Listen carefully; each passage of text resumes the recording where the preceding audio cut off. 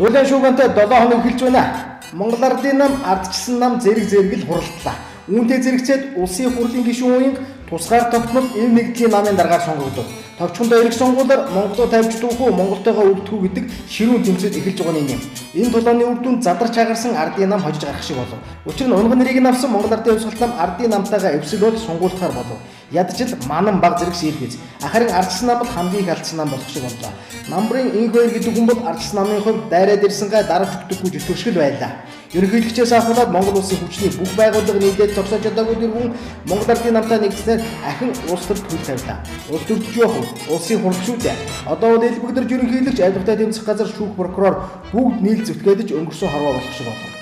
Уг нь Ардын намтай нэгдэхгүй гэчгэл юм бол ганцхан энэ хоёр таньдаан зориулж өршөөлийн хууль гаргана гэж шилний цаанаас чихэд долоолох гэж үлдсэн юм билээ л дээ. Гэхдээ өвхөөс устыг үдсэн энэ хоёр юу гэж холигдуулах вэ? Ардчсан нам харин одоо өөрсдөө араараа тавиулсан арга байхгүй бандан тас сүр хүчний тавилан заяавал их юм боллоо. За тэгээд дуусаагүй Эрдэнэтэн хуульч профессор Зэрэг төгсгийгэрсэн шихуун гишүүдээр бүрдүүл болсон тусгаар давталд эв нэгдлийн нам Монголын аврын манангаас салын хэмээн өндийн босч ирлээ.